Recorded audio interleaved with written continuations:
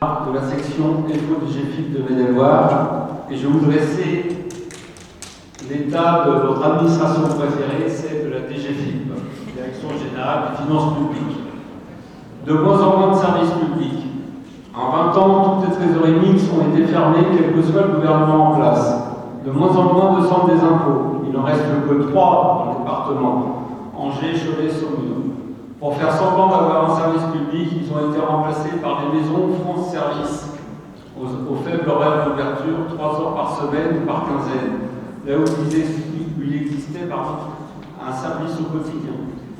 6 services de gestion comptable ont été créés afin d'industrialiser le travail avec pour chacun des SGC un nombre important de budget à gérer. C'est la gestion des collectivités locales.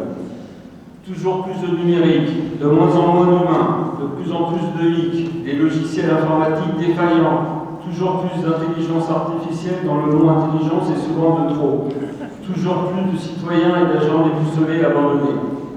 Des services sous tension à cause des suppressions d'emplois. Depuis 2011, nous sommes passés de 1050 agents à 820 dans le Maine-et-Loire, soit 230 suppressions. Des services sans cesse recoupés ou fusionnés. Des agents déplacés, des restructurations de services incessants qui, à peine restructurés, sont encore restructurés pour finir à l'os. Les dysfonctionnements informatiques, la volonté politique d'imposer le numérique, de remplacer l'agent par le citoyen lui-même. Une de nos prochaines missions sera de former le contribuable au numérique afin qu'il puisse se débrouiller tout seul. Tous les services sont sous tension, comme le service des impôts fonciers à Angers ou Calas, dont les collègues souffrent à revenir au travail. Vous aurez bien compris que les conditions de travail sont dégradées et le moral des agents entamé. Une fois ce constat dressé, nous, les militants FO, nous devons nous battre et revendiquer. À la DGFIP, les préoccupations des agents sont bien claires. Les restructurations et fermetures de sites ou de services et ses conséquences, soit les mutations, le travail à distance, le télétravail, etc. Leur statut, l'emploi, le pouvoir d'achat, l'exercice plein entier au quotidien de toutes nos missions, la reconnaissance concrète de notre engagement, la retraite, l'âge de la retraite, le montant de la pension et les conditions de travail. Mais l'espoir et les bonnes nouvelles sont là, camarades. Fort des revendications FO du travail au quotidien des militants, lors des dernières élections professionnelles, 34% des collègues ont voté pour la liste FO. Et ceux avec la présence de 5 syndicats. Il paraîtrait même que les politiciens seraient un peu jaloux du taux de participation, 82%. Lors de la première élection, suite à la création de la DGFIP, c'était la fusion des impôts et du trésor public, la section avait obtenu 21% des voix. Et depuis, le nombre de cartes a été multiplié par 3. Pour les retraites, malgré la peine de 2 ans imposée par Macron et Borne, la forte mobilisation de notre section aux appels de diverses actions, AG, distribution de tracts, rond-point, etc., a manifesté aux grèves, on a appelé 12 fois. Restera une fierté, quoi qu'il arrive.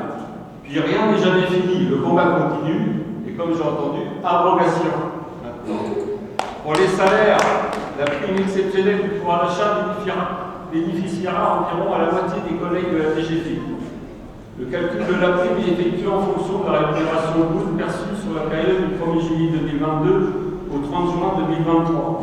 Cette rémunération doit être inférieure ou égale à 39 000 € ou 3 250 € par mois. Il prend en compte la totalité de la rémunération brute, indiciaire et indemnitaire.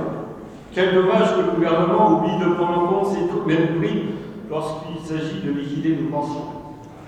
FO DGFIP revendique l'intégration des primes en calcul de la pension. Cette prime, dont l'objet principal est de limiter l'impact d'une augmentation générale sur la masse salariale, n'est pas la réponse attendue par les agents.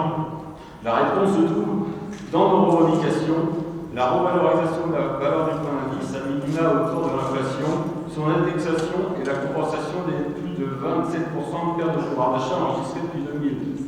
Cela donnerait une raison supplémentaire pour que les négociations en cours sur notre régime indemnitaire aboutissent à une revalorisation pérenne pour tous les agents de la DGFIP. une pétition intersyndicale a été lancée afin de mettre la pression sur la direction générale. Vive le syndicat qui reste le syndicat, libre, indépendant et déterminé. Vive l'UD et FO 49. Vive la Confédération Générale du Travail. Force ouvrière.